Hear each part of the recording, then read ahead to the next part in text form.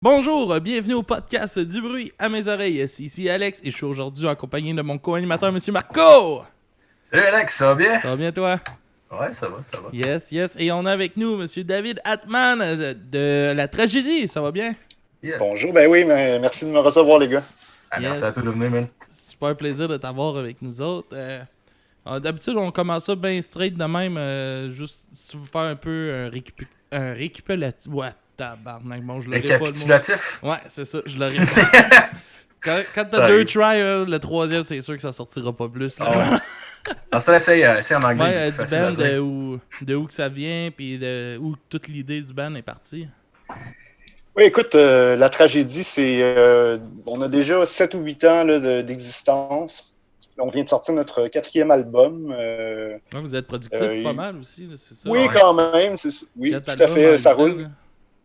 Oui, ça roule bien. En fait, ben, il y a un EP là-dedans, fait que c'est un demi-album, il y a 4 tunes dessus, mais oui, effectivement, ça roule bien depuis plusieurs années, même si j'ai eu une formation différente. Presque à chaque album, là, il y a des changements de musiciens et tout. Là, vous Ok. connaissez la game. C'est pas facile de Ouais, garder ouais. son monde longtemps quand c'est pas payant puis que il n'y a pas grand T'es-tu. monde dans tes shows, là, vous connaissez ça. Fait que, Ouais, ouais. on roule depuis longtemps, on se promène. Là, on est rendu à 7 pays qu'on a visités en Ah show. C'est ouais! cool ça. Yes, good job. 250 le concert environ. On a fait T'es-tu beaucoup sorti de... d'Amérique? Oui, ben c'est ça, on a fait beaucoup en Europe. Ah Puis ouais, nice. il y a 2 ans, on a joué pas mal aux États-Unis aussi. Ah ouais? On a un label là-bas qui est basé à Baltimore, qui s'appelle Pop Riot, qui est Ça en fait, c'est marche-tu ça bien, notre label. le franco aux États? Ben écoute, c'est sûr que tout le monde nous disait pourquoi tu t'en vas là, tu sais, que ça Ouais. sert, qu'on comprendra pas un traître mot de ce que tu fais. Puis surtout dans notre style, c'est-à-dire Ouais, que c'est on théâtral met un peu. l'accent sur les textes tellement, c'est tellement, notre musique est vraiment axée sur les textes, donc on s'attendait pas à grand chose. On y allait pour l'expérience et tout, mais surprenamment, mon gars, c'était exceptionnel. Les gens tu sais, pour eux, c'est exotique. Hein, ils n'entendent jamais ça du français en musique. Là. Ouais, c'est rare, c'est très très rare. Ouais. Je vois pas qui était là. Bon, Malajube, il est passé là un petit peu, puis Harmonium, là, il y a 40 ans, mais je veux dire, à Ouais. part ça, qui va jouer là en français, là, je n'ai pas tellement de noms à nommer, là, tu sais. Et puis, ben voilà, on a fait un peu notre rôle aussi, c'est-à-dire, tout le monde pensait qu'on était de France, tu sais. Et puis non, mais on l'a expliqué aux gens qu'on était quand même 7 millions de francophones à 6 heures de route de chez eux. Ils savaient pas, tu sais. Ils En savaient pas, tu sais. Que ça... ben, donc, tu sais, voilà, c'est un peu notre mandat aussi de montrer que notre culture n'a rien à envier à celle des autres. Puis, on est capable de se pointer où on veut dans le monde, puis de faire notre job aussi bien que n'importe qui.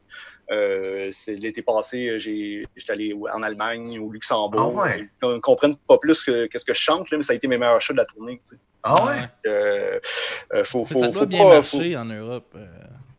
Je trouve que en Oui, Europe, ils sont très fans de ce qu'on fait au Québec souvent. Là.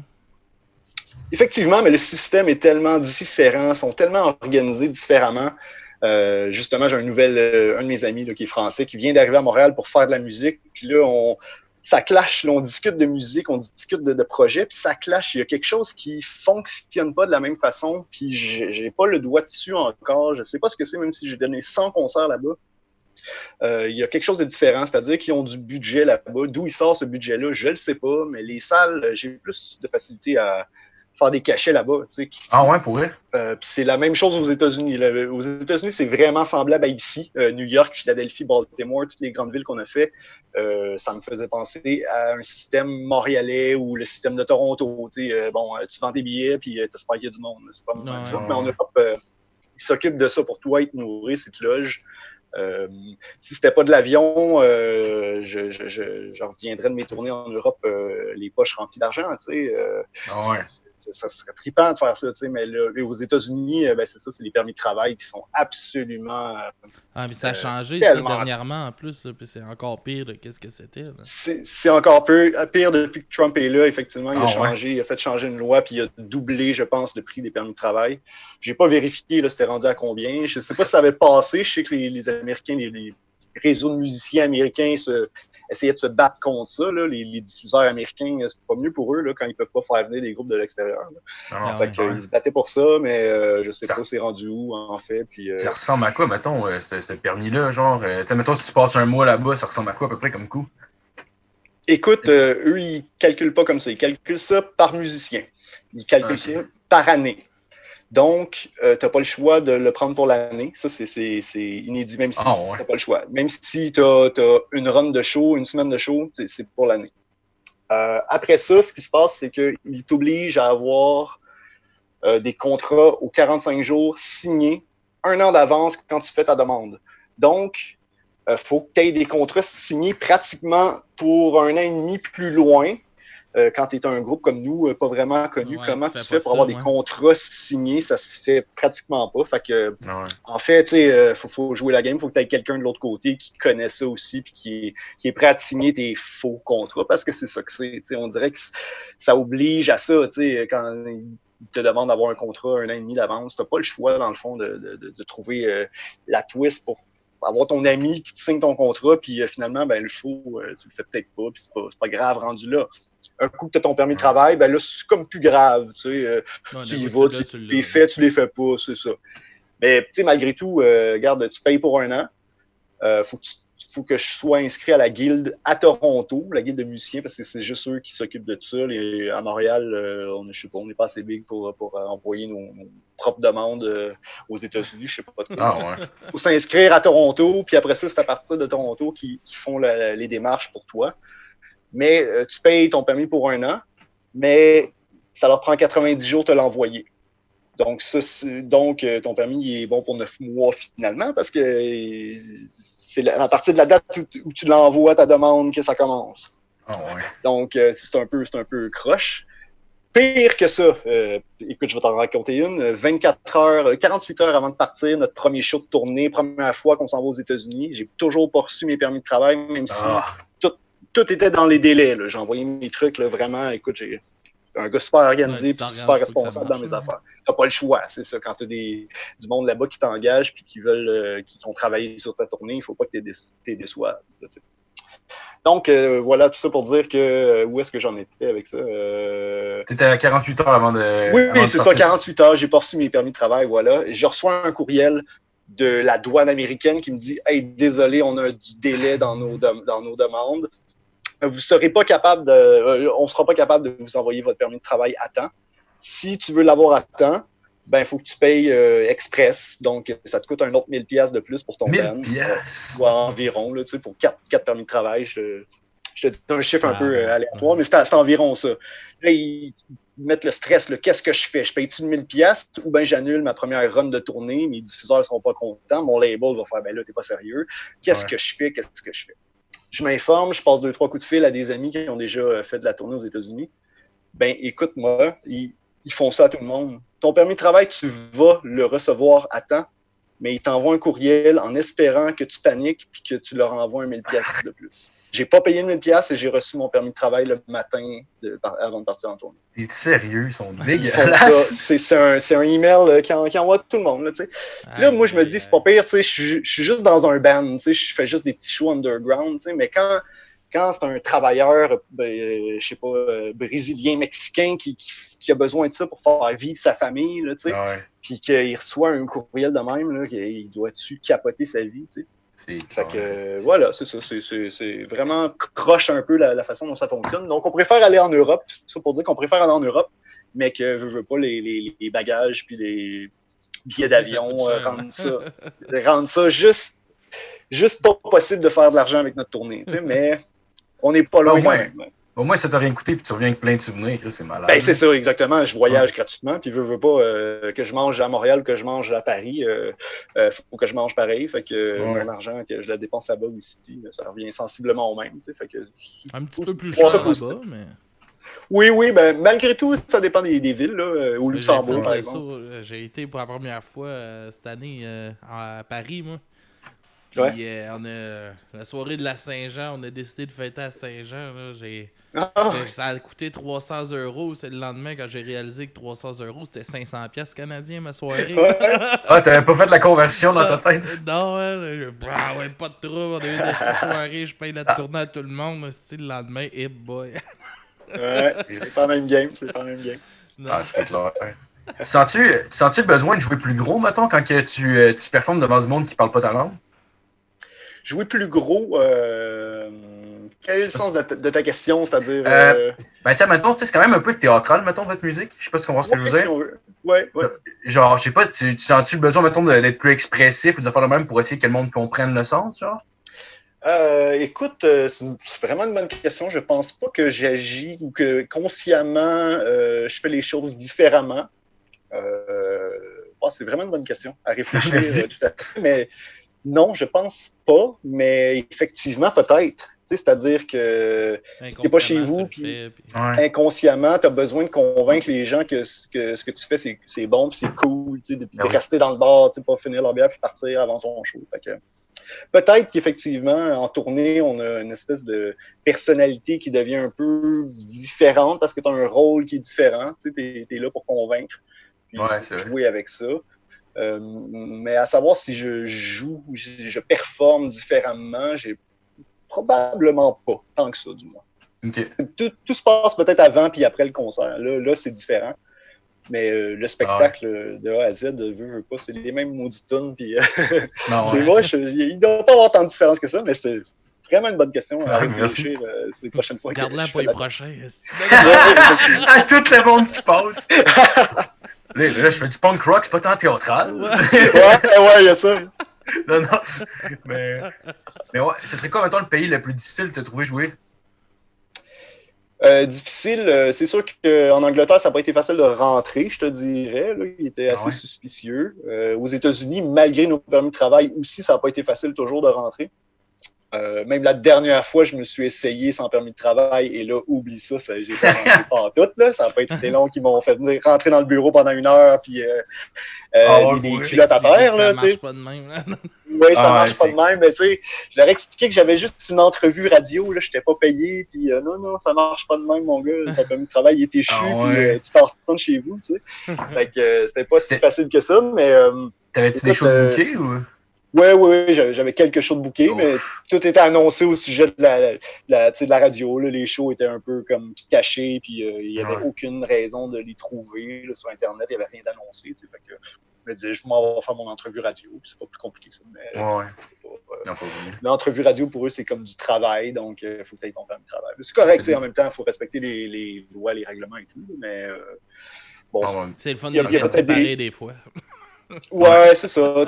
Il y aurait peut-être moyen d'arranger ça un petit peu autrement pour que ça soit un peu plus facile. Mais je te dirais que pour répondre à ta question, en fait, ta question, c'était le pays le plus difficile. En fait, je vais répondre autrement. Je vais dire le pays le plus facile en Belgique. J'ai du fun là-bas à toutes les fois, beaucoup plus qu'en France, à vrai dire. Même si la Belgique, c'est très proche du Québec.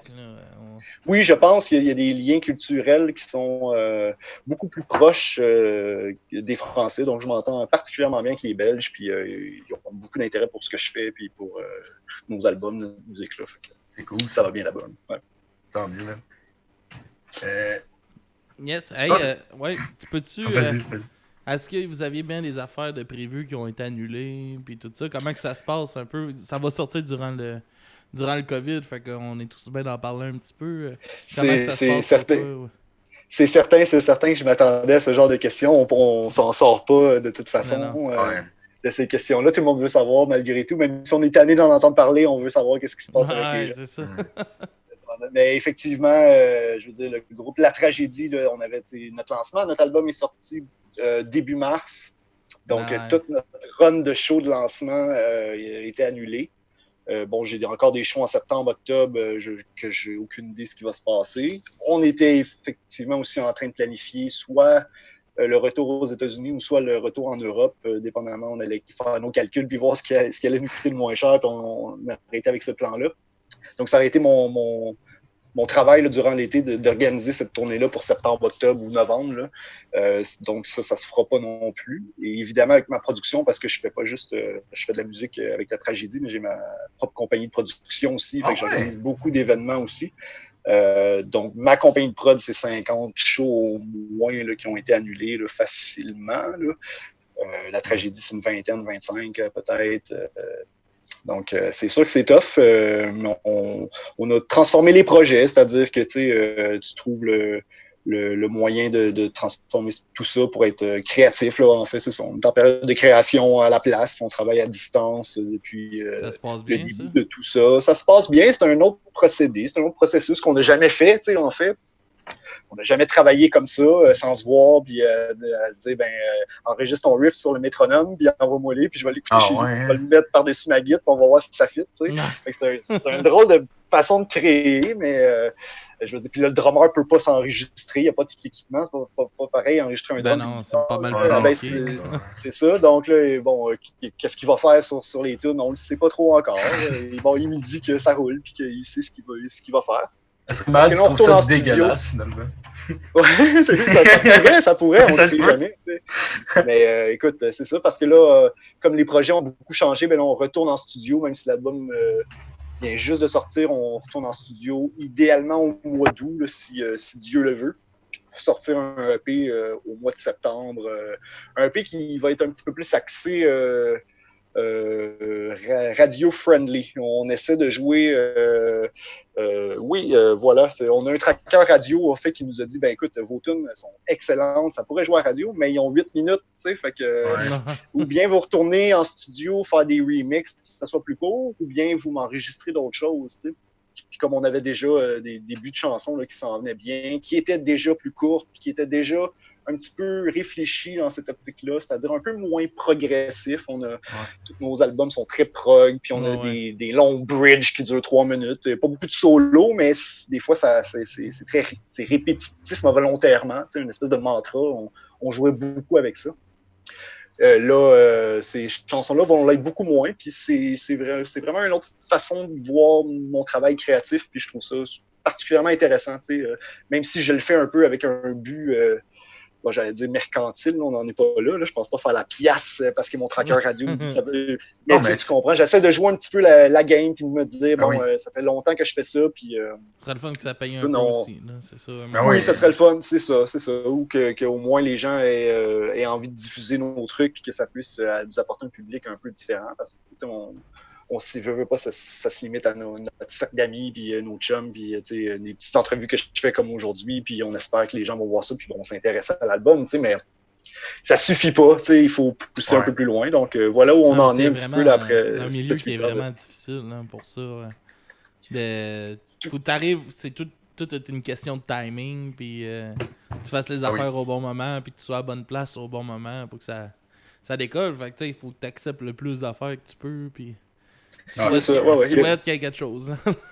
Il y a beaucoup de chance, beaucoup de hasard dans le fait de percer du jour au lendemain. Ça prend juste une toune, hein. Faut jamais oublier ça. C'est que ça prend une toune pour percer, puis ça va-tu être la prochaine? Ça va-tu être celle que je viens de faire? Ça va-tu être la prochaine? Ça va-tu être dans 2? Combien faut que j'en fasse avant que ça soit la bonne? On continue à être créatif, puis on espère qu'à un moment donné, ça se mette à décoller. Mais en même temps, c'est pas ça l'objectif non plus. Comme on parlait, je veux dire, on voyage presque gratuitement. On a des trips de fou dans les festivals. Je veux dire, on a du fun. Puis, êtes-vous. Écoute, si tu m'avais dit, quand j'ai commencé il y a 15 ans à faire de la musique, ou il y a 10 ans, si tu m'avais dit, hey, un jour, tu vas faire la première partie de Grimmskunk. Je t'aurais dit, voyons donc, tu capotes, ça n'a pas d'allure, je ferai jamais ça, Mais maudit, je l'ai fait 2 fois dans la même année, c'est sûr qu'aujourd'hui, faire la première partie de Grimmskunk, c'est pas comme le faire il y a 15 ans, on s'entend là-dessus, mais quand même, j'ai l'impression de... Ça reste des légendes québécoises, pareil. Là. Exactement. J'ai l'impression d'avoir réussi certaines parts de mon travail parce que j'ai des résultats qui sont intéressants. L'hiver passé, on a joué avec Jeff Martin de Tea Party, le chanteur de Tea Party. Moi, Tea Party, c'est dans mon top 5 de mes groupes préférés. Ouais. Là, si on m'avait dit ça, puis que ce gars-là allait signer ma guitare Puis qu'après ça, j'allais retourner le voir en show au Métropolis, puis qu'il allait me reconnaître. C'est malade. Dire, hey man, how are you? Tu sais, je veux dire, j'en ai braillé. Là. Après le show, quand on a fait, on a joué avec lui à Drummondville, puis c'était jam-pack, 200 personnes à 40 pièces de billets. Puis, je veux dire, on a fait notre petite demi-heure de show, puis j'ai écouté le show un petit peu backstage, puis après ça, je me suis retrouvé dans la foule, puis j'en ai braillé. J'en ai braillé ma vie, tu sais, parce que ça fait fucking 15 ans que je travaille pour arriver à quelque chose comme ça, puis ça a été le plus beau moment de ma vie. Tu sais, voilà. Ouais, t'as gagné. Je n'oublierai jamais. T'as gagné, c'est malade. Oui, j'ai gagné. Ouais. J'ai pas gagné une scène, mais j'ai non, gagné pareil. C'est ça, ouais. Non, mais quand même, tu sais, pour vrai, c'est important de pas perdre ça en tête aussi. Tu sais, j'imagine qu'il y a bien des gens qui ont des projets, puis tu as des idées de grandeur, mais tu sais, ces petits moments-là sont vraiment plus importants. Oui, c'est sûr que tu vas te souvenir toute ta vie. Puis quand je vais être vieux, puis je vais parler à mes petits-enfants, c'est ce genre d'histoire-là que je vais avoir envie de leur raconter. Je vais leur faire écouter du Tea Party, puis je vais leur dire, écoute, là, j'ai joué avec ce gars-là. Qui a joué avec Rolling Stones, puis que lui a fait la première partie d'Ozzy. C'est fou, là. Fait que voilà, écoute, on a du fun, puis on lâche pas, puis chaque projet, chaque petite avancée est bénéfique, et est le fun, est motivante, même s'il y a beaucoup de découragement, là, tu sais, pas, je te le cacherai pas. Ça fait partie, les hauts, les bas, là. Exactement. Ce serait pas normal que ce soit juste du haut, là. Puis les chansons deviendraient plates, parce qu'à un moment donné, t'as plus rien à raconter. Les blessures, ça se raconte bien, hein. Ouais, c'est vrai. C'est vrai. Tu te rappelles-tu le premier album que tu t'as acheté? Le vrai premier album que je me suis acheté ou le premier album cool que je me suis acheté? Le premier album cool, mettons. Okay. Ah non, les deux. OK. Écoute, j'ai été, quand j'avais 12 ans, là, j'étais un grand fan de Bon Jovi. Bon Jovi, ah ouais? Ça a été ma première... En fait, j'écoutais Led Zepp avant ça. Mon père m'avait fait écouter Led Zepp. Je trouvais bien gros, mais le premier vrai album que je me suis acheté, Keep the Faith de Bon Jovi, en 92. Ah ouais? Et, j'ai écouté du Bon Jovi assez longtemps. Mes chums au secondaire tripaient pas quand je portais le t-shirt de Bon Jovi. Il y avait le t-shirt de Rancid puis Pennywise. Là. Ah ouais?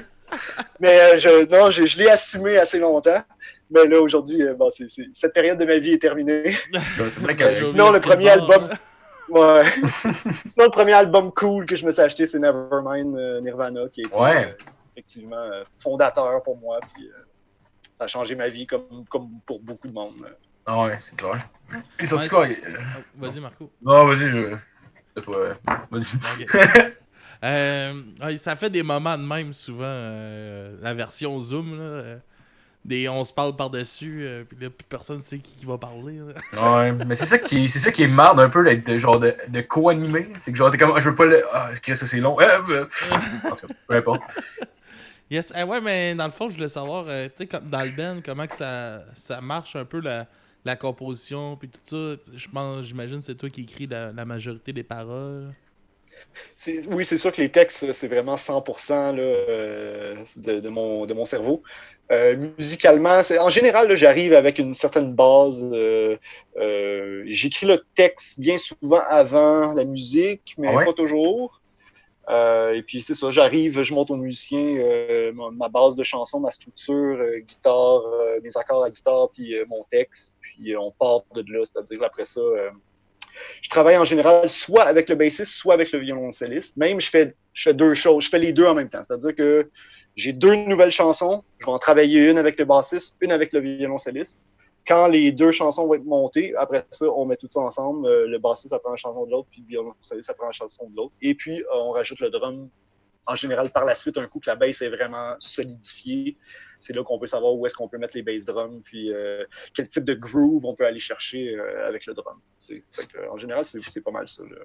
Est-ce que tu trouves que ça fait trop de cerveau à travailler sur la tune, mettons, de ne pas travailler jamais les trois ensemble puis d'y aller deux à la fois, genre? Tout à fait. Tout à fait. J'ai jamais eu tant une bonne expérience, puis c'est pas parce qu'on n'a pas essayé, là, même avec mon ancien band, on a toujours essayé ce genre de choses-là. Hey, aujourd'hui, samedi après-midi, on compose, les gars, on se rejoint les 4 au local, on compose une nouvelle tune. Puis là, t'arrives au local, puis bon, qu'est-ce qu'on joue? Puis ça fait en fin de semaine. Puis là, ça tourne en rond, puis ouvre la bière, puis finalement, je vais aller fumer une clope, j'ai pas d'idée. Puis j'ai jamais je crois pas qu'on soit jamais arrivé avec une vraie chanson en travaillant de cette façon. Ouais. Mais je dis pas que ça fonctionne pas pour les autres. Là. Possiblement, ça doit fonctionner pour les autres. Mais dans mon cas, c'est tellement un travail... c'est un travail littéraire pour moi. Ce travail littéraire-là est vraiment un travail, à mon sens, qui se fait en solitaire. Même un poème qui s'écrit à deux, j'ai de la misère à concevoir ça. Je dis pas que ça se fait pas, je dis pas que ça peut pas être bon, mais j'ai de la misère à concevoir ça. Puis je vois pas pourquoi j'aurais envie de faire ça. Bon, ça peut être un bel exercice, une belle expérience, mais ça n'a jamais été bénéfique tant que ça pour moi, donc je me limite. J'imagine que tu as plus te censurer aussi, mettons, tu t'ouvres complètement en écrivant une chanson. J'imagine que quelqu'un d'autre est dans la pièce. Je sais pas si ça te bloque un peu. Là.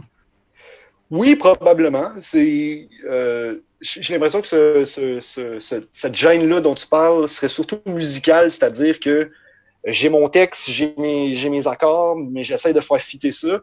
Écoute, ça peut être long, là. Là, je vais fausser en crise, puis je vais chanter n'importe quoi, puis ça marchera pas, puis ça va être laid, puis ça sera pas écoutable. Tant qu'à faire ça devant mes musiciens pour qu'ils finalement se crient dans leur tête, ouais, il est-tu bon, David? C'est quoi ce peine-là, tu sais? Fait que j'aime autant faire ça chez nous, tu sais, j'aime autant passer ces dizaines d'heures-là à peaufiner jusqu'à la dernière virgule chez nous. Tu as l'air d'avoir tata tout seul chez vous, là. Oui, c'est ça. Au lieu de faire perdre le temps aux autres aussi, j'aurais l'impression que c'est ça que je fais, tu sais. Je suis pas prêt à te montrer ma toune, je te fais perdre ton temps, reste chez vous, travaille d'autres choses, viens avec ta famille, puis fais des commissions. On verra la semaine prochaine quand je serai plus prêt à te montrer ce que j'ai. Tu sais. Voilà. Ah, c'est cool. Puis jamiez-vous sur une... Non, vas-y. Jamiez-vous sur une base régulière, genre, normalement, ou c'était plus, mettons, pour finir les tunes, ou... Oui, en général, on jamme tout le temps. C'est qu'on a tellement de concerts souvent que... Tu sais, ça paraît, tu fais un concert puis t'as pas jammé pendant 3 semaines, là, tu le sais que ton concert est moins hot. Fait que oui, on essaye de pratiquer au moins à toutes les semaines. Là. C'est sûr que ça fait 2 mois qu'on s'est pas vu. Avant le 2 mois, là, on était en studio pour terminer l'album. Avant ça, j'étais en solo en tournée en Europe. Donc, ça fait un maudit bout qu'on n'a pas pratiqué ensemble, là, je te dirais. On l'a fait un petit peu parce qu'on avait des concerts finalement au début mars qui n'ont pas été annulés. Donc, on a pratiqué là, vite fait un set ou deux là, pour pouvoir faire nos concerts parce que ça faisait déjà très longtemps qu'on ne s'était pas vu. Puis là, c'est sûr que là, on est dû. Là. Je crains le moment où, justement, on va nous dire, bon, voilà, la semaine prochaine, vous pouvez faire des shows, puis que là, on a envie de faire notre lancement de disque, mais que là, oui, ça fait 6 mois qu'on n'a pas jammé. On n'a pas jammé, là.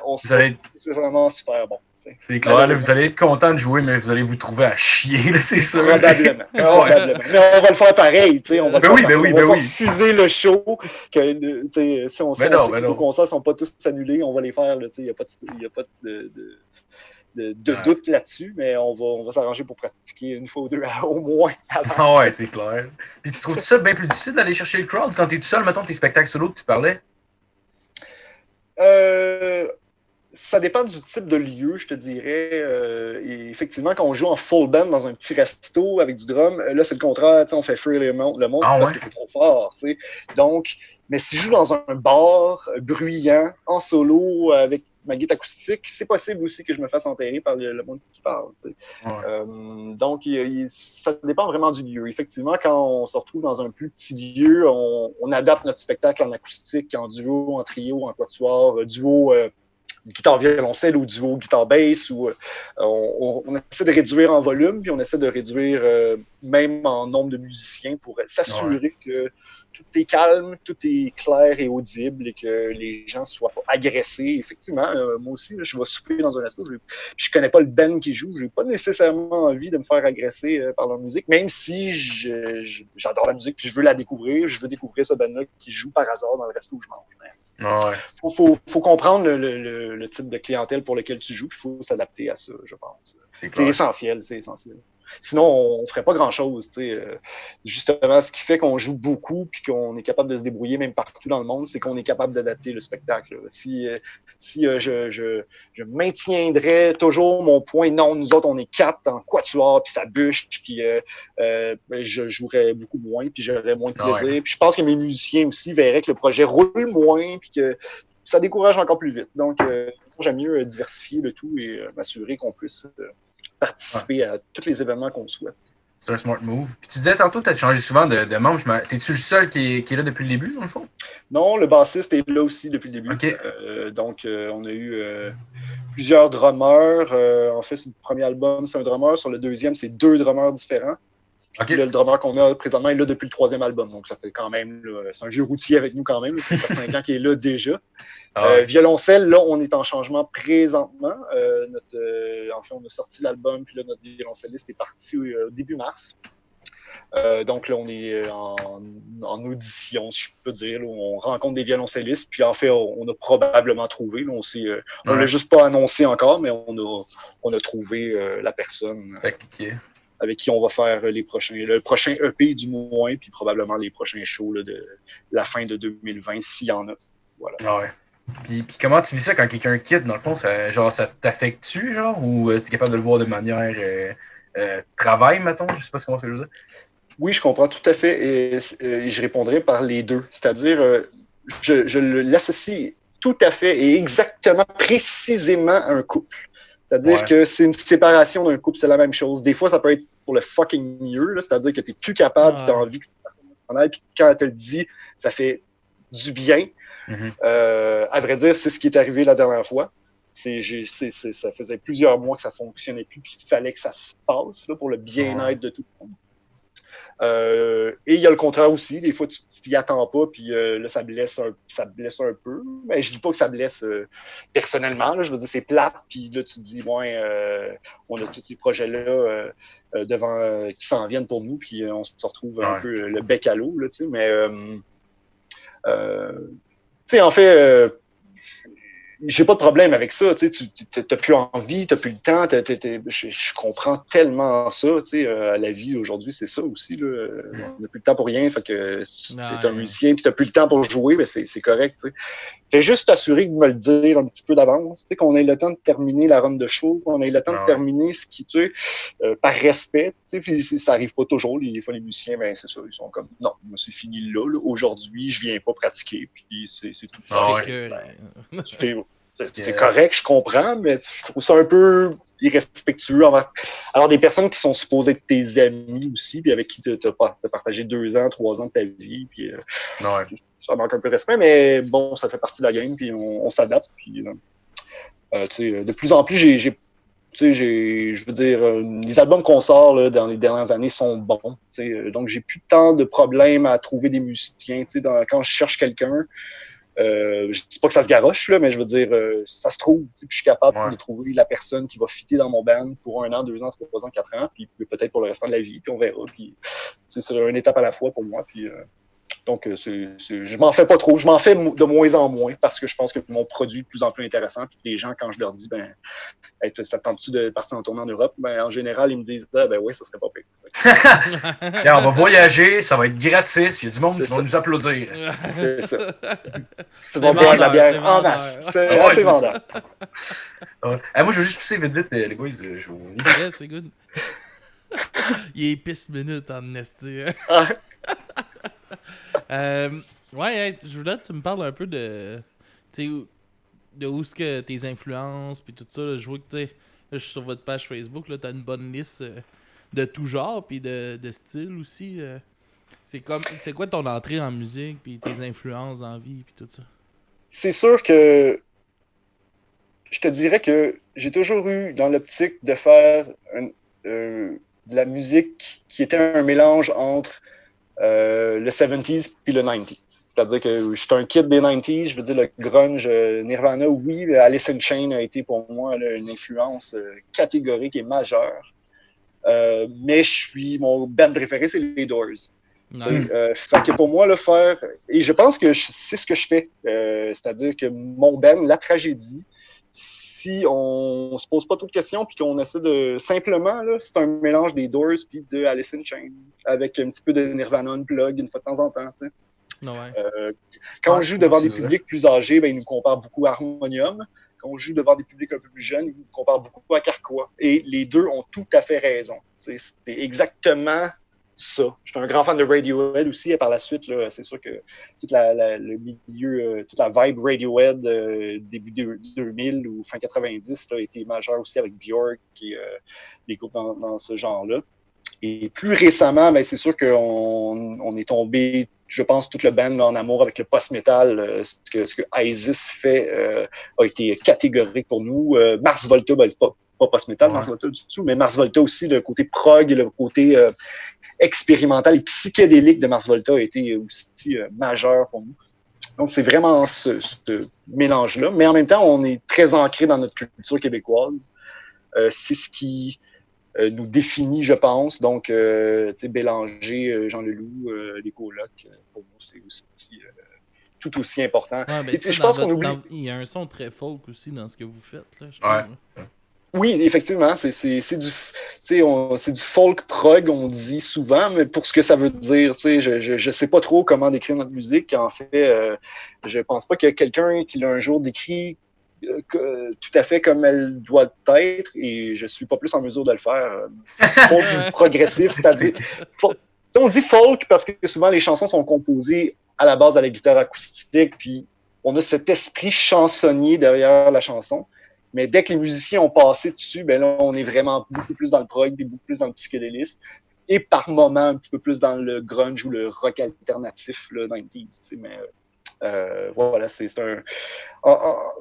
Pour répondre tout simplement, des fois, tout ce que je dis, c'est qu'on fait de la poésie musicale. Parce que je trouve que la poésie est aussi importante que la musique dans notre cas, et sinon plus. Et donc, c'est de la poésie. C'est de la poésie sur laquelle on a mis de la musique. Puis, c'est pas juste de la musique d'ambiance, mais c'est vraiment des chansons qu'on a faites avec des poèmes. Ah, c'est cool. C'est mon explication. Ce serait qui? Ah non, vas-y. C'est quoi qui t'inspire aussi tes chansons dans la vie? Puis... on a, dépendamment des périodes, c'est-à-dire que j'ai l'impression que chaque album a un peu son leitmotiv ou sa vision des choses. On a des albums qui sont beaucoup plus politiques, je dirais. Pas nécessairement celui qui vient de sortir. L'autre d'avant était un album, oui, en grande partie politique. L'album s'intitulait Marche-moi à l'avenir. Ouais. Et puis, quand j'expliquais, je faisais toujours référence à la poésie de Gaston Miron. C'est un peu le type de phrase que Gaston Miron aurait pu écrire dans ses poèmes. Marche-moi à l'avenir, qui est une phrase qui se dit pas vraiment, mais on comprend tout à fait l'optique et la signification de ça. Et puis, c'était vraiment un album politique sur la langue française et la survie de la langue française en Amérique du Nord, au fond. Là. Et cet album-là est sorti justement avant qu'on se présente aux États-Unis. Et voilà, ça a comme raffermi toute cette idée-là de dire oui, on est juste 7 millions ou 6 millions de francophones au Québec, mais voilà, on peut se présenter ailleurs. Puis il faut faire vivre notre culture si on veut qu'elle survive. Et faut la faire vivre de toutes les façons possibles. C'est ce qu'on tente de faire. Le dernier album, pour sa part, je te dirais qu'il n'y a pas en fait, le dernier est sorti. C'est un album qui met en musique aussi mon roman. C'est-à-dire que mon roman, j'ai écrit un roman l'année passée, il est sorti cette année. Et le roman, chaque pièce de l'album font référence à une partie du roman, un chapitre, une phrase, un paragraphe, tout ça. Donc c'était vraiment une œuvre que je souhaitais complète, que je souhaitais joindre avec voilà, deux types d'art, donc la musique, la poésie, mais aussi la littérature en tant que telle. Je trouve souvent que, et je ne nommerai pas personne, mais je trouve souvent qu'il y a beaucoup d'insignifiance, je te dirais, dans la création musicale. C'est-à-dire que... Par le Cain. Entre autres. Ça ne me dérange pas de les nommer, ouais. Mais tu sais, je veux dire, le gars, il joue bien de la guitare, il chante bien, mais est-ce que tu lirais ses textes sans musique? Est-ce que tu serais intéressé par son... Est-ce que sa chanson fait du sens? Et j'en trouve de moins en moins des chansons qui font du sens. Tantôt, justement, on parlait d'artistes québécois. Je suis pas... j'adore Pierre Lapointe. Je trouve que Pierre Lapointe, c'est un putain de génie qu'on reconnaît même si c'est huge, là, c'est vraiment populaire, mais on reconnaît même pas assez, je pense, son talent. Quelqu'un qui peut faire des albums super orchestrales et faire les mêmes tunes sur un album solo avec du piano, avec ses textes qui sont absolument...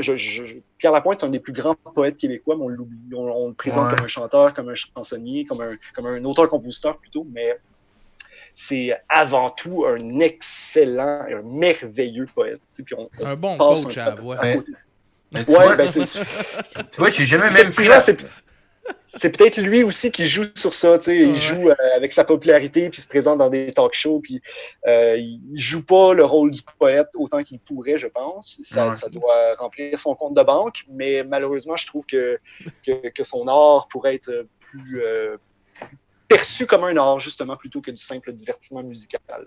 Parce que tu vois, moi, genre, j'ai jamais même porté attention à ce qu'il faisait. J'ai déjà entendu une tune ou deux passer à la radio, mais j'ai jamais pris le temps d'écouter un album, justement, parce que, genre, il est vendu comme un artiste pop, plus que comme... Fait que moi, personnellement, il y a le grand public qui va l'écouter, mais qui se calisse au bout du compte de la musique. Finalement, au bout du compte, ils veulent juste entendre la tune qu'ils connaissent. Puis t'as le monde, peut-être, genre, qui voudrait plus découvrir, qui font « Ben non, j'écouterai pas ça, parce que clairement, j'aimerais pas ça. » Genre, mais... Ouais. Effectivement. Mais j'aime pas tout ce qu'il a fait non plus, des albums que j'ai pas particulièrement aimés. Mais il y a des perles sur chacun de ses albums, puis il y a des perles qui sont surprenamment dérangeantes. Là. Écoute, il y a une chanson sur son troisième. Son refrain, c'est je vais m'éclater la tête sur le mur ou je sais pas trop quoi, là, quelque chose comme du genre, puis il répète ça avec agressivité, puis il dit ouais, c'est pas le Pierre Lapointe de la voix justement qui chanterait un truc du genre, tu sais, mais moi je trippe sur ces chansons-là qui sont beaucoup plus sombres, puis beaucoup plus profondes que les autres chansons pop qui peuvent tourner dans les radios. Ah non, c'est clair. De toute façon, je disais ça parce que, en fait, je disais juste que je connaissais pas ça. Là. Je voulais pas dire que c'était de la merde ce qu'il faisait. Là, en fait, non, c'est ça. mais on se comprend, t'inquiète pas. C'est bon. Ben, je me demandais, dans le fond, tu parlais que tu as voulu faire, mettons, ton album qui fait avec ton livre. C'est quoi que tu aurais déjà intéressé faire un œuvre, mettons, comme The Wall de Keeping Free the Fait, mettons, genre, tu sais, de quoi de cinématographique qui fait avec un album, genre, excusez, ça a changé de mètre, tu m'as repoqué en esti. Ok, ouais, avec un album concept, mettons, qui pourrait, genre, avoir une trame narrative quasiment tout le long, genre. Ben écoute, je suis en train de travailler sur quelque chose d'autre. En fait, là, c'est plus un projet solo. En fait, duo avec un nouvel ami, mon ami français dont je te parlais tantôt, qui s'appelle Thomas, dont je salue, qui a son label en France et tout, qui vient d'arriver au Québec, puis qui joue de la sitar. Et c'est comme ça qu'on s'est rencontrés. Il joue de la sitar. Je me suis dit, ça peut être cool, il y a moyen de collaborer. Et donc, on a travaillé sur un album qui est beaucoup plus, qui est encore plus littéraire que l'album que je viens de sortir. C'est-à-dire que là, c'est pas des chansons, c'est de la lecture. Je lis des parties de mon roman sur quoi on a fait quelque chose comme 15 ou 16 tracks. Lui, il a fait de la musique en background, qui est de la musique, ce ne sont pas des chansons, c'est pas couplet, refrain, bridge, solo. C'est une musique d'ambiance, parfois très, très soutenue. Des fois, il y a beaucoup de stock, mais c'est pas juste de la musique d'ambiance avec une note là, post-rock là, à la Sigur Rós ou des trucs comme ça, mais on est vraiment dans la musique d'ambiance avec la lecture par-dessus. Et ça, pour moi, ça a été un autre très belle expérience, un super beau projet que j'ai hâte de sortir probablement septembre-octobre, quelque chose comme ça. C'est original quand même. De lancer ça. Donc ça a été une belle expérience de pouvoir lire, de mettre vraiment encore plus l'accent sur les mots, sur le texte. Parce que à la base, c'est ça qui m'intéresse. Hein. C'est pour ça que j'ai commencé à faire de la musique aussi. C'est de où que ça devient toute cette passion-là pour l'écriture, pour la lecture, puis tout ça, la littérature, ouais. Ça vient de Jim Morrison. Sans aucun doute, ça vient de Jim Morrison. Quand j'avais 13-14 ans, que je m'étais acheté de Best of the Doors à Maison Columbia pour faire une scène. Ça a changé ma vie. Ça a vraiment changé ma vie pour du tout au tout. Là. J'étais sportif avant ça. Après ça, j'ai découvert les Doors, je me suis mis à fumer du pot. Ça n'a pas été long. Mais bon, tout ça pour dire que j'ai lu mon premier livre à ce Noël-là. J'ai demandé à ma mère, peux-tu m'acheter une biographie de Jim Morrison à Noël? Puis elle me l'a acheté. Puis dans cette biographie-là, il parlait des influences littéraire de Jim Morrison. J'ai pris tout ça en note, puis la semaine d'après, j'étais à la bibliothèque, puis je ramassais des Jack Kerouac, Nietzsche, William Blake, Aldous Huxley, qui a écrit ça a été le premier vrai texte, le premier vrai livre que j'ai lu, c'était Les Portes de la Perception d'Aldous Huxley, qui est le livre qui a inspiré les Doors, ça s'appelait Les Doors. Ben, j'ai fucking rien compris. J'ai fucking rien compris de ça, tu sais. Mais c'était pas grave. C'est pas grave parce que je venais de découvrir quelque chose, justement, qui me surpassait puis qui m'intriguait. Qui te motivait. Qui me motivait, oui. Puis c'est ça. Après ça, ben, j'ai pas arrêté de lire. J'ai passé mon secondaire à lire.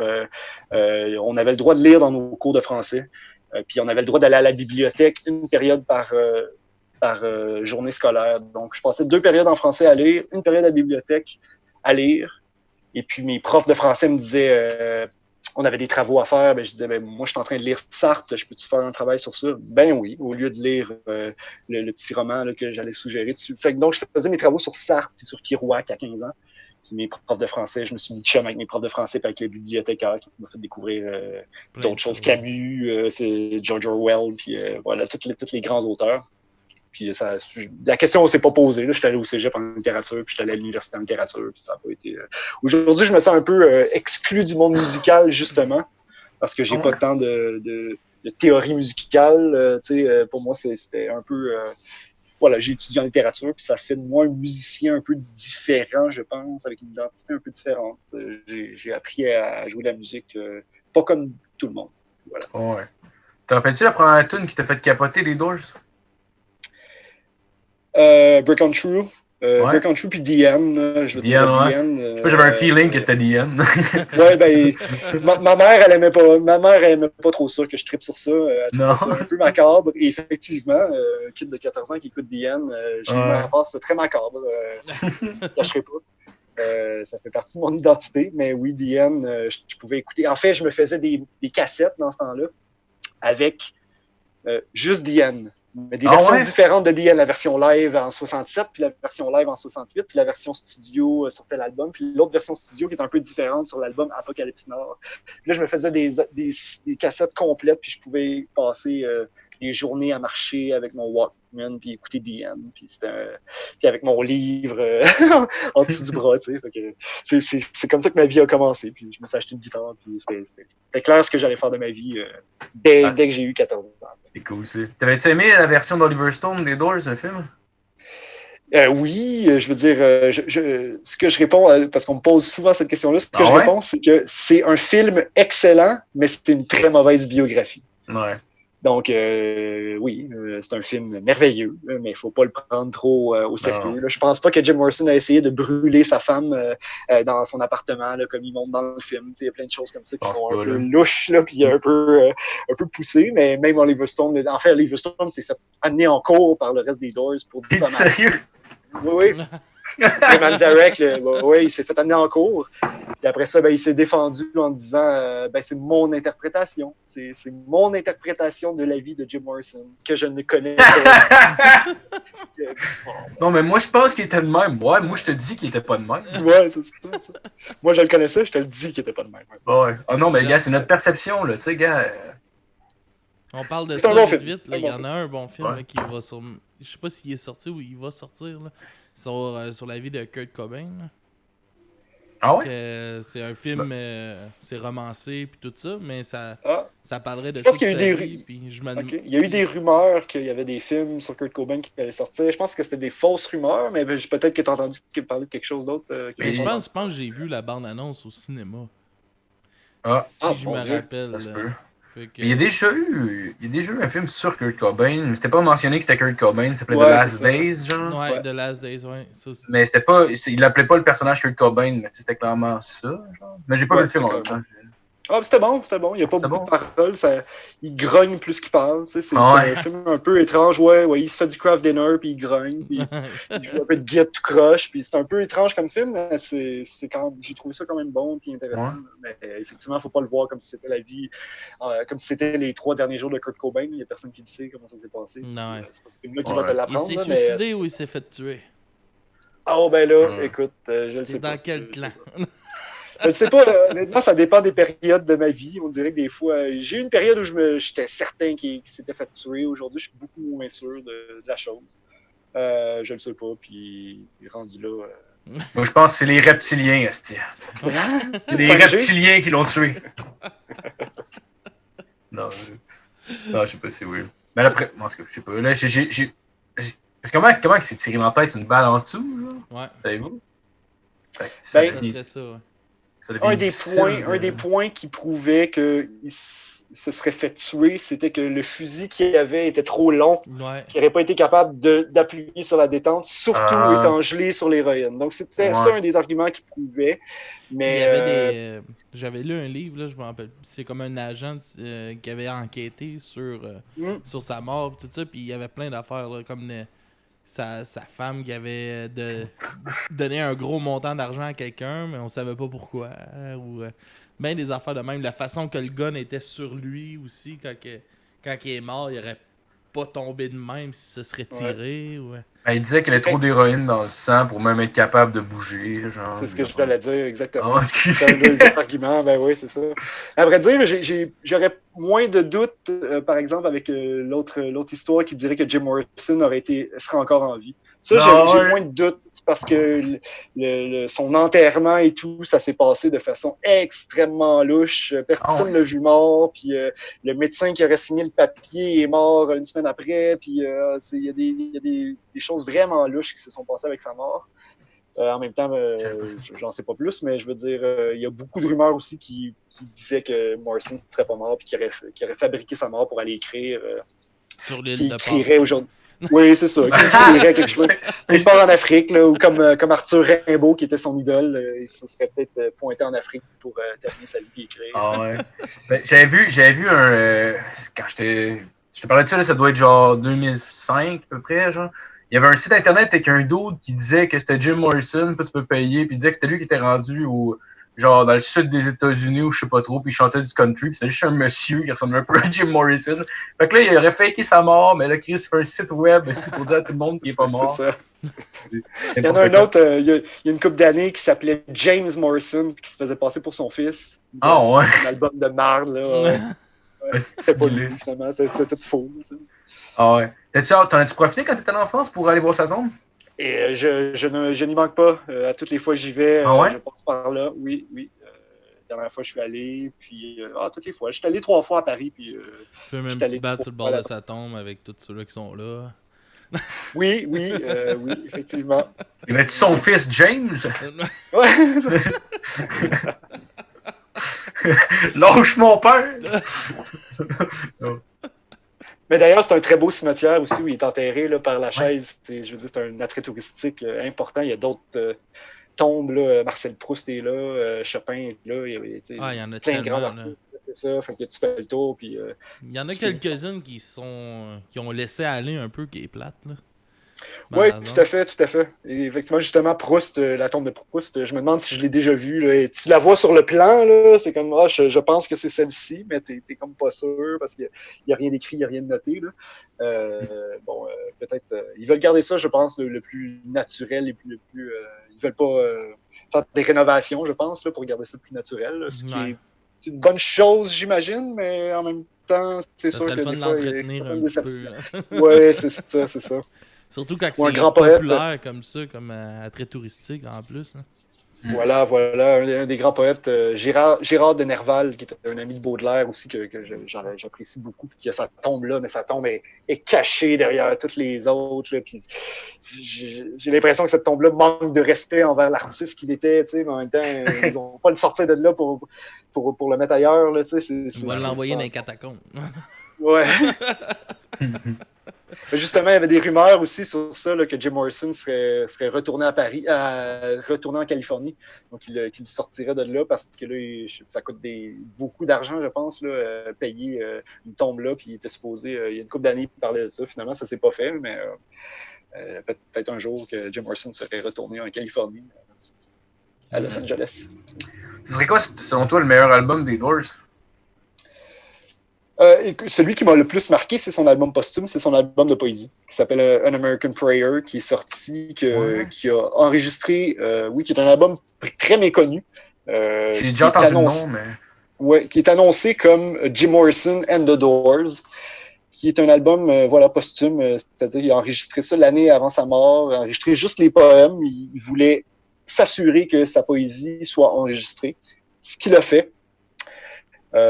Et ensuite, les Doors, si je ne me trompe pas, en 1979 ou quand même plusieurs années après, là, ont décidé de faire de la musique, de mettre de la musique par-dessus ça. C'est pas toutes les pièces qui sont très réussies, mais il y a des bijoux sur ça qui sont absolument merveilleux, puis que tu te dis waouh, qu'est-ce que ça aurait été si il avait toujours resté, s'il était toujours en vie, puis que les Doors auraient pu continuer par la suite.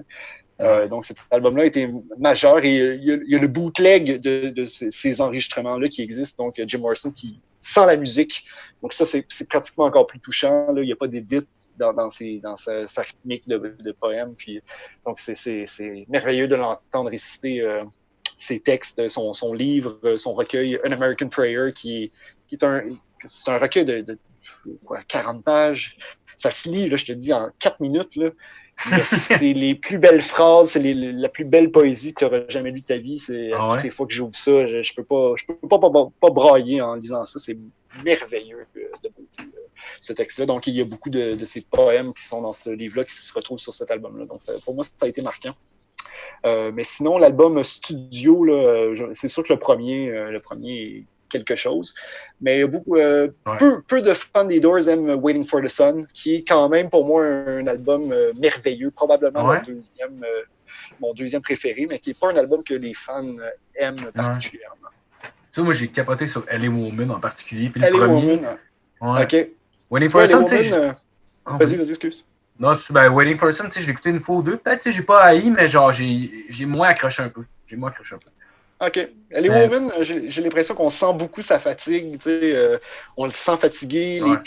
Les textes m'ont semblé beaucoup moins intéressants, beaucoup moins travaillés. On est vraiment dans le blues le plus simple possible. Donc, à part Riders on the Storm, qui est vraiment un putain de classique, là, les autres, il y a plusieurs pièces sur cet album-là qui m'ont moins plu, mais c'est pas leur moins bon, à mon sens. Mais c'est quand même, je veux dire, là, c'est quand même un album incroyable, mais on le compare aux autres albums des Doors qui sont encore mieux. Mais je veux dire, si j'avais seulement entendu L.A. Woman, je serais un fan des Doors quand même. C'est quoi, selon toi, le pire, mettons? Écoute, le pire, c'est sûr que Soft Parade est vraiment pas excellent. Même s'il y a à mon sens, il y a 3 des meilleures chansons des Doors qui sont sur cet album-là. Shaman Blues, Wild Child et The Soft Parade, qui sont 3 Soft Parade des pièces. Est bon, tabarnak. Écoute, Soft Parade, c'est merveilleux comme chanson. Donc, la moitié de l'album est excellente. L'autre moitié est, à mon sens, absolument pas écoutable, ou presque. J'ai beaucoup de difficultés à écouter ces chansons-là, qui ont été composées par le guitariste, en fait, parce que Jim était trop sous pour faire plus. Là. C'est pour ça. Oui, c'est ça qui s'est passé avec cet album-là. C'est que. J'avoue que Shaman Blues, il a l'air sous un peu dessus. Oui, en fait, je me demande si c'est pas sur Shaman Blues qu'il se fait faire une pipe. On voit ça dans le film des Doors. C'est pas la bonne chanson. Dans le film des Doors, il se fait faire une pipe sur Soft Parade, je crois. Mais je pense que dans la réalité, c'était sur Shaman Blues. Pendant qu'il chantait? Pendant qu'il enregistre, oui. Ils ont payé une fille, parce qu'il était trop stressé, trop d'alcool. Tu fais ça aujourd'hui. Tu mets ça dans nos jours aujourd'hui. C'est tabarnak. Un artiste a payé une pute aussi pour. Ben oui, j'imagine mon oncle Serge. Pour que le cœur arrête de battre à 27, pour vrai, t'as pas pris soin de toi. On se dit, là, on s'entend. Pour vrai, j'ai des chums, on s'entend qui consomment, puis ça va. Là. Ils ont passé 27, ça a super bien été. Il faut que t'abuses en tabarnak. C'est ça. D'après moi, il n'y avait pas le même type de vie que lui. Ben non, c'est sûr. Ça devait pas boire beaucoup d'eau, Jim, là, on s'entend. Dans tes chansons, mettons, toi, dans ton répertoire que tu as fait, est-ce que y a-tu quelque chose, un album, une chanson en particulier qui te fait vraiment triper plus que les autres? Écoute, on est assez heureux de la dernière pièce de l'album qu'on a sorti. En fait, c'est une chanson qu'on ne s'attendait pas à faire. Notre album manquait de temps. Okay? Pour être bien honnête, notre album manquait de temps. On s'est dit, tant qu'aller en studio pour faire un album qui dure 35 minutes, ben, je trouve ça poche un peu. Il manque 15 minutes de tune, les gars. Qu'est-ce qu'on fait? là, pour revenir à la discussion qu'on avait tantôt, c'est là qu'on s'est mis à jammer à 4 puis à essayer de voir qu'est-ce qu'on pourrait faire. Puis on a développé des riffs comme ça à 4, puis on a structuré une chanson instrumentale. C'était la première fois qu'on faisait ça. Là. Une chanson instrumentale qui dure 16 minutes, qui est en plusieurs morceaux, plusieurs parties qui s'enchaînent, qui s'entremêlent l'une dans l'autre. C'est particulièrement prog et particulièrement poétique. Voilà, écoute, on s'attendait pas à faire ça. En fait, c'était comme un gros mandat qu'on se disait, tu sais, on s'est pris pour Dream Theater un instant. Tu sais, je te dis, on s'est dit comment on peut être le plus prog possible, instrumental, sans chanter, ce qu'on fait jamais. On le fait assez bien. Tu sais, je suis surpris de nous, à vrai dire. Puis là, aujourd'hui, ben, cette pièce-là a clore l'album. Puis on est particulièrement heureux de ça. C'est le fun. Elle est belle, elle est fun, elle est entraînante, elle est intéressante. Il y a beaucoup de changements dedans. Par contre, on ne l'a jamais fait en concert. Puis je ne sais pas quand est-ce qu'on serait capable de la faire en concert. C'est tout un morceau à prendre. C'était vraiment une pièce de studio. Tu sais, c'est une chanson qu'on a fait construire en studio. Puis on n'avait jamais fait ça, donc ce fut une superbe expérience.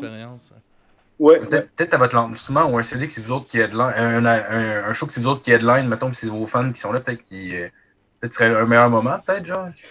Tout à fait, mais la question n'est pas là. La question est est-ce qu'on est capable de la jouer? La question est là. Ah ouais? Oui, tout à fait.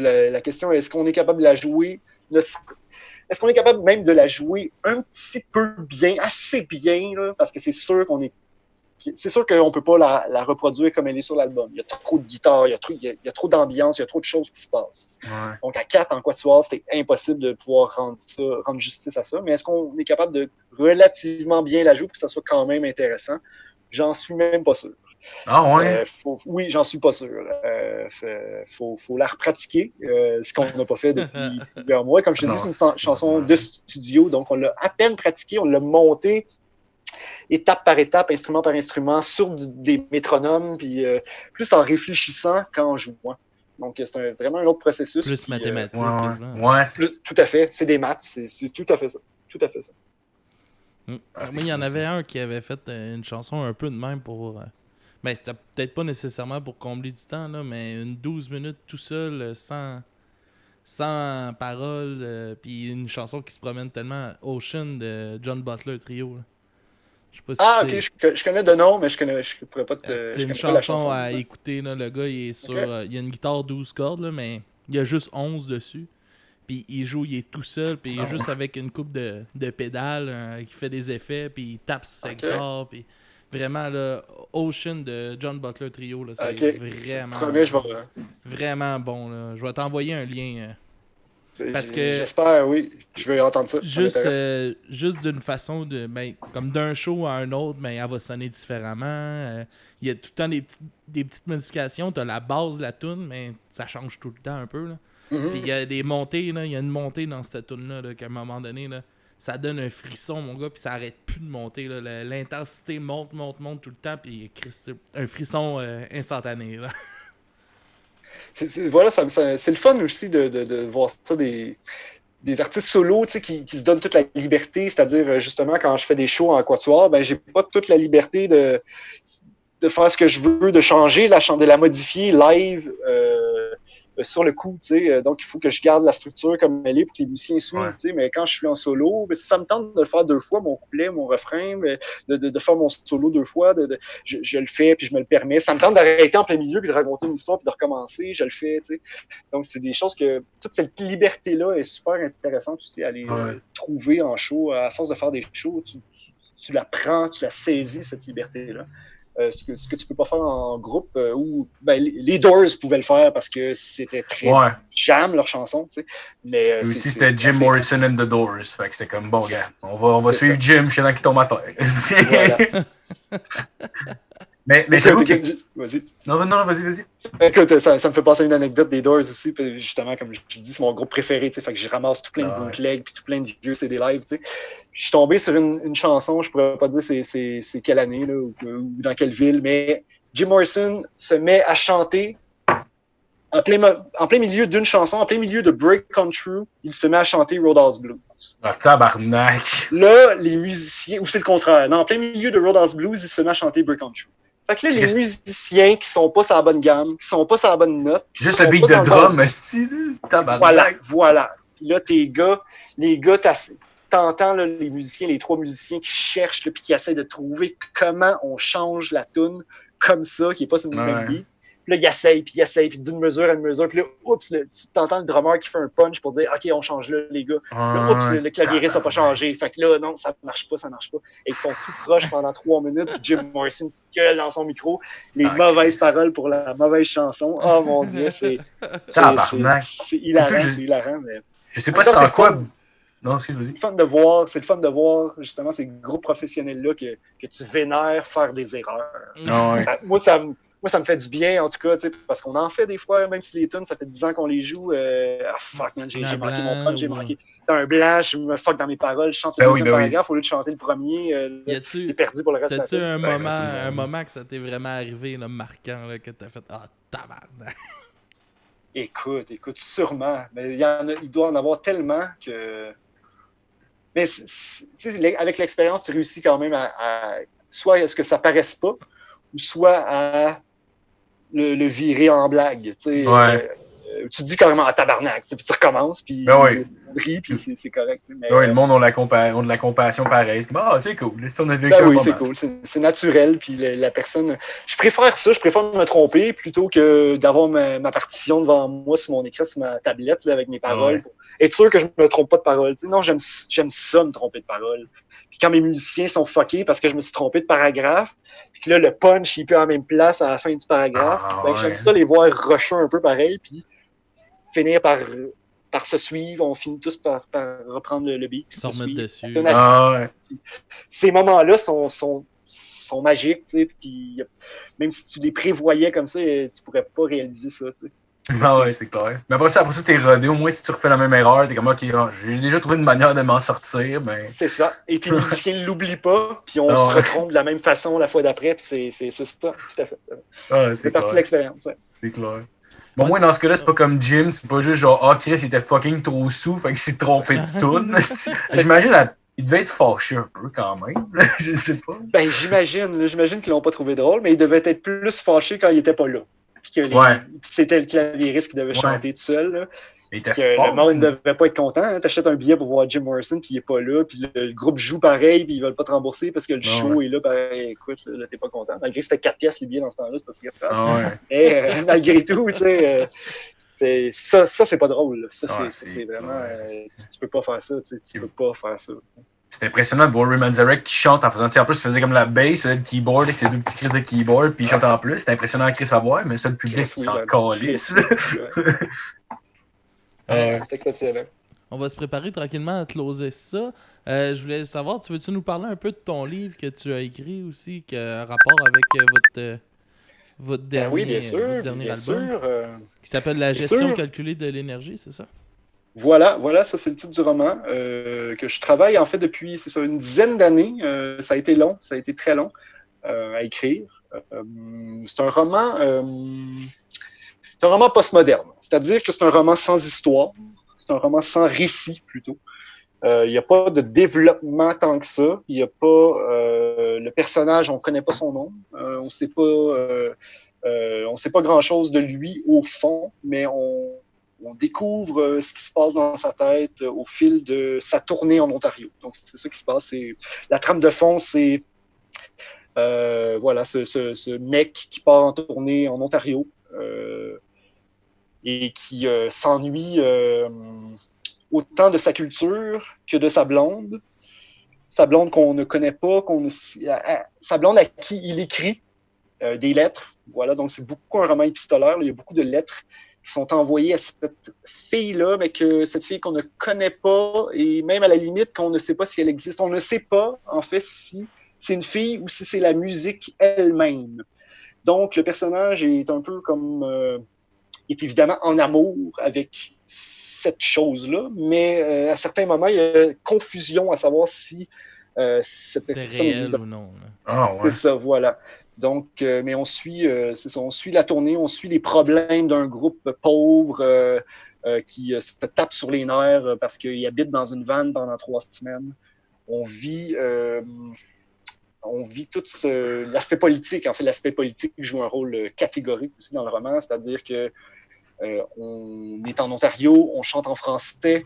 C'est un groupe ouvertement souverainiste. Le roman en parle, le dit. Et le roman essaie de convaincre aussi, essaie de montrer l'importance de garder ce peuple en vie, malgré ce qui l'entoure, malgré le futur un peu néfaste qui pourrait lui arriver.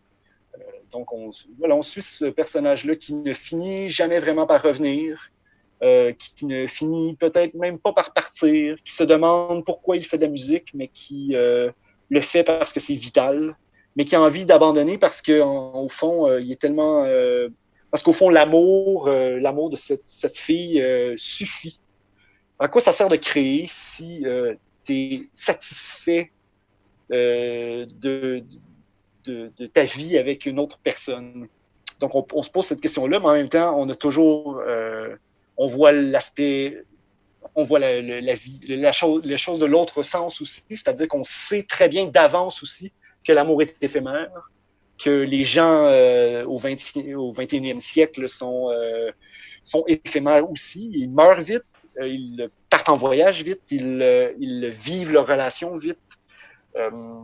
Donc, tout ce questionnement par rapport à la rapidité de notre monde moderne, par rapport à un monde plus ancien qui nous satisfaisait peut-être autant. Et puis, on se demande pourquoi on a changé, au fond, comme ça, drastiquement de notre mode de vie.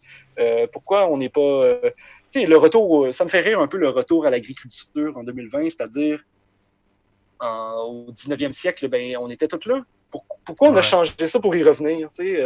Parce qu'on se disait l'évolution. C'est l'évolution. C'est quoi l'évolution? Pour moi, l'évolution, c'est un terme qui fait pas tant de sens. Faudrait me l'expliquer, ce terme. J'ai la misère à y croire. En fait, oui, je vois les choses avancer, je vois les choses évoluer, mais j'ai l'impression que l'être humain pousse cette évolution parce qu'il ne sait pas quoi faire d'autre.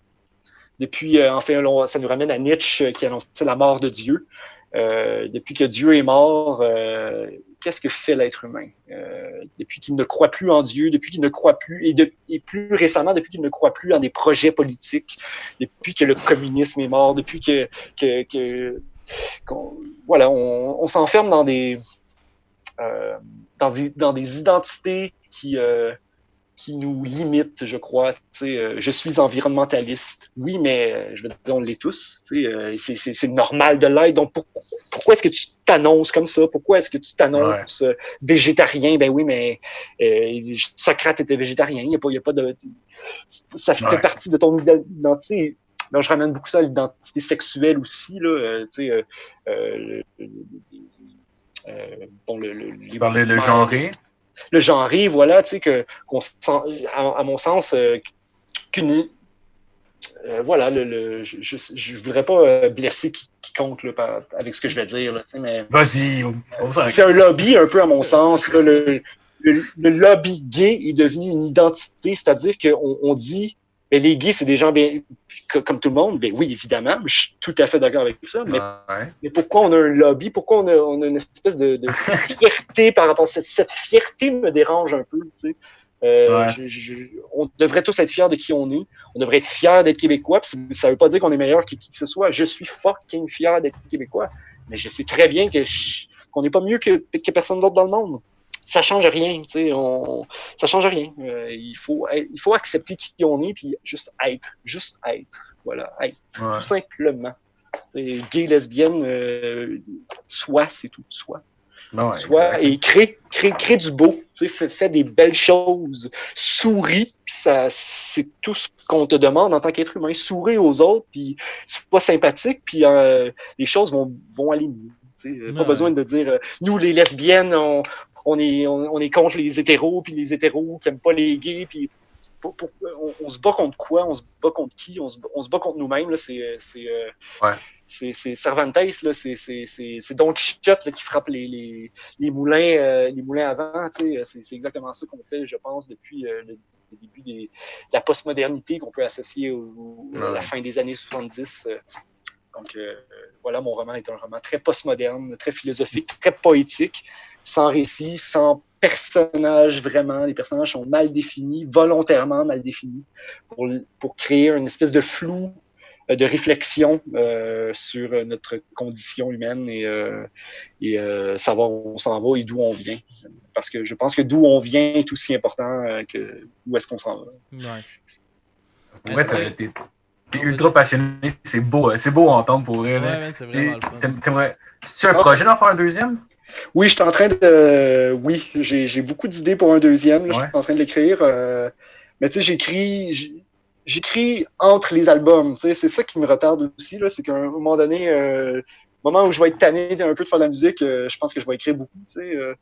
Là, je fais de la musique, puis c'est le fun, puis ça roule, puis il faut que je compose, puis il faut que j'enregistre, puis que je boucle des tournées. Donc, j'écris pas beaucoup. J'écris malheureusement de moins en moins, mais mon deuxième roman est tout écrit dans ma tête. Je sais où je m'en vais, j'ai mon plan, tout ça. Qui serait infiniment différent du premier. J'ai envie d'écrire un roman d'horreur miséricordieux. C'est-à-dire où la souffrance est bénéfique. Je vous laisse là-dessus, je vous en dirai pas plus.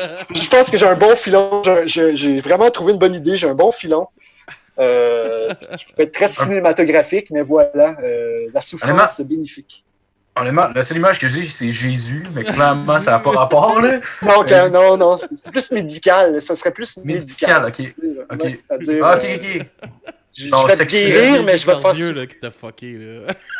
Ouais, mais en fait, non, ouais. Je suis pas stupide, mais j'ai pas été longtemps à l'école. Fait qu'il y a des mots qui, des fois, me perdent un peu, mais tu sais, si. Non, mais bien expliqué, je comprends quand même, mais. Non. Arrête de t'excuser. Non, je m'excuse pas.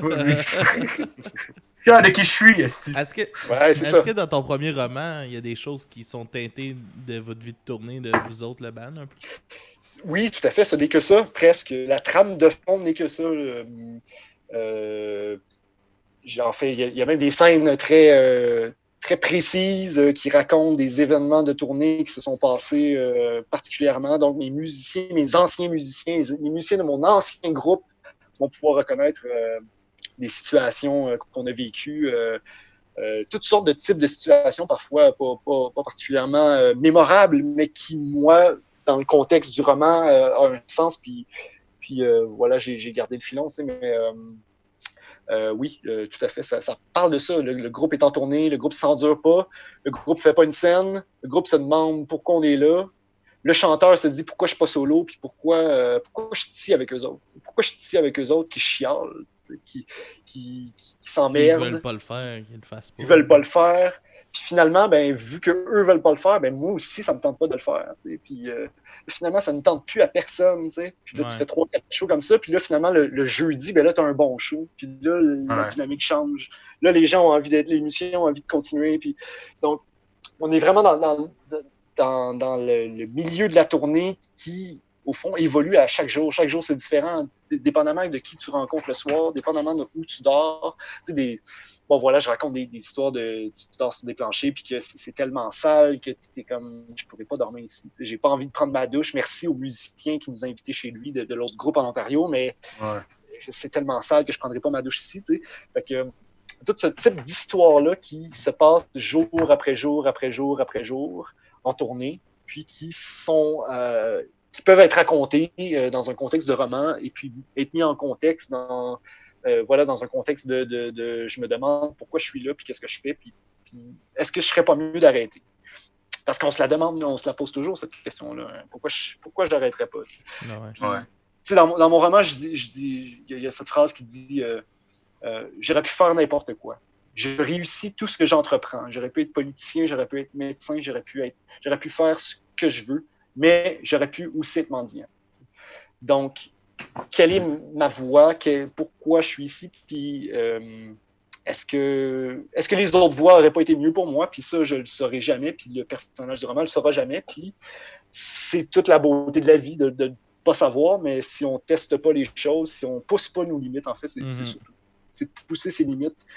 jusqu'à en mourir, à mon sens. Et c'est le projet de Jim Morrison qui est un projet tout à fait un peu poussé dans son sens. Pour lui, c'était le projet de l'alcool, ce qui n'est pas mon projet du tout. Mais pour moi, le mot mourir d'exténuation parce que j'ai trop travaillé sur mon band, là, ça serait la plus belle mort que je pourrais. Ah ouais? J'ai envie de mourir comme ça. J'ai envie de mourir parce que j'ai trop bûché, parce que j'ai trop écrit, parce que j'ai trop poussé mes limites. J'avoue que c'est noble, puis en même temps, c'est passionné aussi, comme toi. Oui, ben voilà, c'est tellement passionné que ça nous tue, mais il y a beaucoup de questions de ça dans le roman. Je préfère de loin ça à l'attente. Attendre la mort me semble quelque chose d'inadmissible pour moi, puis il n'est pas question que ça m'arrive. Il n'est pas question que ça m'arrive. Je vais tout faire pour que ça arrive. Ça n'arrivera pas. Je veux dire, je vais pousser. Je vais pousser jusqu'à ce que je ne puisse plus. Voilà. C'est inspirant, man. C'est inspirant pour eux. Ben écoute, merci de m'avoir écouté comme ça. Yes, puis c'est où que c'est disponible? C'est où qu'on peut se le procurer, ton livre? Le livre, il a été publié en France, à Lyon, sur un éditeur, avec un éditeur de Lyon. Donc, il est disponible évidemment sur le site Internet en commande, mais là, c'est en euros, puis chez moi, il est assez cher. Mais il est disponible sur notre Bandcamp, dans la section marchandises, avec nos CD, avec nos t-shirts, nos macarons. Donc, le roman fait partie du band, de la tragédie, qui est écrit avec juste mon nom. Il fait partie de la merch de la tragédie, oui, tout à fait. Donc, on fait un package deal, le roman, le CD pour 20$, puis les gens c'est cool, ça. lisent le roman, puis après ça, vont lire les paroles de l'album, puis vont faire les liens, catcher, tout ça. Voilà. Ah, c'est cool, man. C'est un cool projet que tu es venu nous présenter, puis c'est... oui. C'est une belle découverte de découvrir la personne aussi derrière ça. Puis pour de vrai, je savais pas à quoi m'attendre la personne qu'on allait rencontrer aujourd'hui. Je connaissais pas la tragédie. Puis c'est un style de musique complètement différent aussi de ce que j'écoute habituellement. Puis de te rencontrer, ça rajoute beaucoup, je pense. Puis c'est super le fun, super plaisant. Ah oui. C'est une belle rencontre, David. C'est un honneur. Merci infiniment de m'avoir écouté comme ça et de m'avoir invité. Évidemment, nous, on a de la misère à trouver notre créneau, je te dirais. Comme tu dis, notre style est un peu particulier. On n'est surtout pas punk, surtout pas métal, on n'est pas vraiment folk non plus. On n'est pas capable de jouer avec des chansonniers non plus. Donc, c'est très difficile pour nous de trouver notre créneau, puis de trouver avec qui jouer, puis de trouver les salles de spectacle où on peut bien fitter, tu sais. No Donc, d'avoir des opportunités comme ça, pour moi, justement, pour expliquer mon projet, pour l'expliquer de long en large, là, parce que c'est ce qu'on a fait aujourd'hui. Ça me permet justement de montrer que il n'y a pas juste que les styles de musique n'ont pas à être cloîtrés dans des catégories fermes et strictes. C'est pas grunge qu'on fait, c'est pas prog, c'est pas folk, mais c'est un mélange de tout ça. Puis je pense que surtout en 2020, là, les gens écoutent de tout, là, je veux dire, de plus en plus. C'est plus rare un métalleux qui écoute du rap. Là, dans mon temps, un métalleux qui écoutait du rap, il se faisait casser la gueule. Tu sais. Aujourd'hui, tout le monde fait ça. Tu sais. Je suis un fan de Converge puis Insane Clown Posse. Tu sais. Je pense que je mérite pas de me faire casser la gueule pour ça. C'est ça. Dans le temps, si t'écoutais du M&M, il fallait que tu lui mettes pas fort, sinon ta gang, elle allait pas être content. Puis tout le monde l'écoutait pas fort. C'est ça. Moi, j'écoutais mon Bon Jovi pas fort dans c'est vrai. Écoute, man, je te souhaite qu'un jour, si le monde, qu'il y ait des bands qui disent ça sonne comment? Ça sonne comme. Tu connais la tragédie? Ouais, ça sonne de même. Je te souhaite, d'ouvrir les sentiers dans votre style pour eux. On lâchera pas. Yes, on va se laisser sur deux de vos chansons ceux-là que tu préfères faire jouer de votre répertoire. Oui, écoute, en fait, je te ferai pas jouer la pièce de 16 minutes, ni celle de. Je vais faire. En fait, la deuxième qui s'appelle Je tire la plug, puis la troisième sur notre album qui s'appelle La dérape sont les chansons les plus courtes. Accessibles, mettons. Accessibles, oui, c'est ça, accessible. Surtout la deuxième est très accessible en 4/4. Parce qu'on fait très peu de 4/4 aussi, là, quand on fait de suite, ou du 5/4 et tout, c'est moins accessible, mais voilà, c'est les deux pièces qu'on présente là, en général pour les radios, pour les podcasts comme vous, ou peu importe. Sinon, je vous invite, pour le plaisir comme ça, la 7e sur notre album, c'est une reprise. On a acheté les droits d'une chanson une chanson qui est interprétée par Marie-Pierre Arthur, mais qui est composé par Louis-Jean Cormier puis Michel Rivard. Ok. Pièce qui s'appelle Le vent m'appelle par mon prénom. Ah ouais. C'est notre chanson la plus tranquille de l'album. C'est très smooth.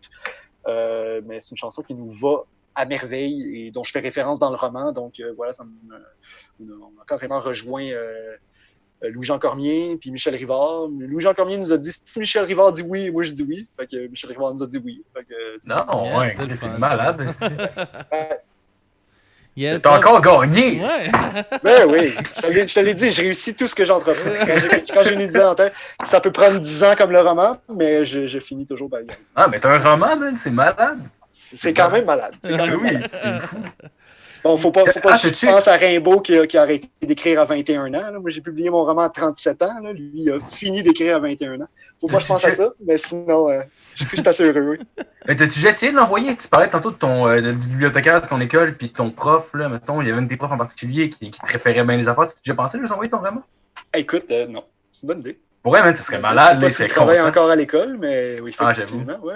Mais si tu vas les trouver, man, c'est sûr qu'il serait fier de toi. Là. C'est vrai, c'est vrai. Ouais. Hum. C'est sûr que j'ai mes profs de cégep encore des fois dans mon Facebook là, qui ont bien vu là, que j'avais publié ou qui voient que je sors des albums à tous les 2-3 ans. J'ai quand même des profs là, qui suivent un peu ce que je fais, mais je veux dire, pas mes profs du secondaire, mais c'est une très bonne idée. Je pense qu'on en parle, Ouais. Yes, fait qu'on va se laisser sur vos deux chansons, puis on se reparle la semaine prochaine pour une critique d'album avec Jacob, que je me rappelle pas c'est quoi, là. J'ai perdu le fil, là. Ouais, bonne semaine, les gars. Yes, bonne Yeah. semaine. Ciao, bonne semaine. Merci, ciao.